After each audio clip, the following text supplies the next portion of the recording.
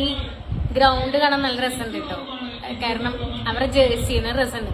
Blue and yellow മറ്റേ കുറസ്കോ ടീമിന്റെ. പിന്നെ ജർമ്മനിയുടെ പിന്നെ എന്റെ ഫേവറേറ്റ് ജേഴ്സിയാണ് വൈറ്റ് ആൻഡ് ബ്ലാക്ക്.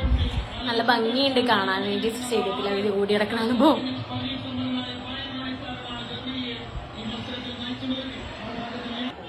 ജർമ്മനിയുടെ ഗോൾ.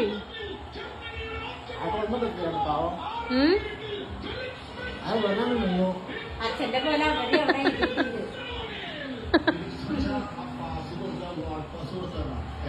അല്ല, അവരൊരു ചെറിയ ടീമല്ലേ, എന്നാലും ഒരു വേൾഡ് കപ്പിൽ വന്ന തന്നെ വലിയ കാര്യമാണ്.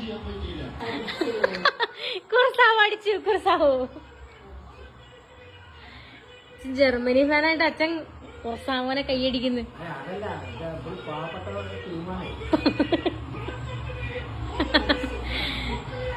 അവര് ജർമ്മനിക്കെതിരെ ഒരു ഗോൾ ഇടില്ല, അതന്നെ അവരുടെ വിജയം. അതെ, അതന്നെ അവരുടെ വിജയാണ്. ഓ ന്യൂ ഇയർ. അതിന് മുഖം ആകെ വിജൃംഭിച്ചിരിക്കണു കേട്ടോ.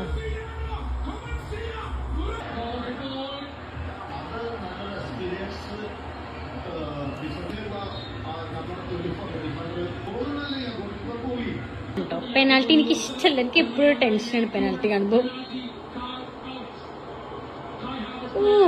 അപ്പം മെസ്സിന് ഓർമ്മ വരും.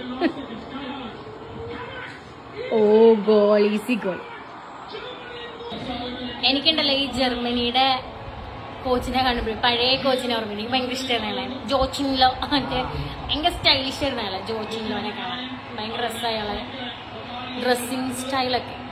ഇയാളെ കണ്ടപ്പോൾ എനിക്ക് അതാണ് ഓർമ്മ വന്നത്. നമ്മുടെ ഗൊറേസ്ക ഇറങ്ങിയിട്ടുണ്ട്. ഗൊറേസ്ക ആൾക്കൊരു ഫാൻ ഉണ്ട്, ഭയങ്കര കുറേ പറഞ്ഞിട്ട് അലറി വിളിക്കുക. ആളെവിടെ പോയാലും വീഡിയോ എല്ലാവരും കണ്ടിട്ടുണ്ടാവും. ജർമ്മനി 7 മറ്റൊരു 1. നമ്മളെല്ലാവരും എക്സ്പെക്ട് ചെയ്താണ് ജർമ്മനി ജയിക്കും എന്നുള്ളത്. അത് എത്ര ഗോളിനാന്നുള്ളത് മാത്രമേ നമുക്ക് കണ്ടാൽ മതിയായിരുന്നു. പക്ഷെ കുറക്കാവോ ആ ടീമുണ്ടല്ലോ, അവര് നല്ല കിടിലനായിട്ട് കളിച്ചു. നല്ല ടീം. ജർമ്മനി പോലത്തെ ഒരു വലിയൊരു ടീമിനെതിരെ അവർ ഒരു ഗോൾ അടിച്ച് തന്നെ ഭയങ്കര ഇംപ്രസീവാണ്. അതുപോലെ അവരുടെ കോച്ചും നല്ല കൂളായിരുന്നു. എന്തായാലും അവരടിപൊളിയായിട്ട് അവരുടെ കന്നി വേൾഡ് കപ്പിൽ കളിച്ചു.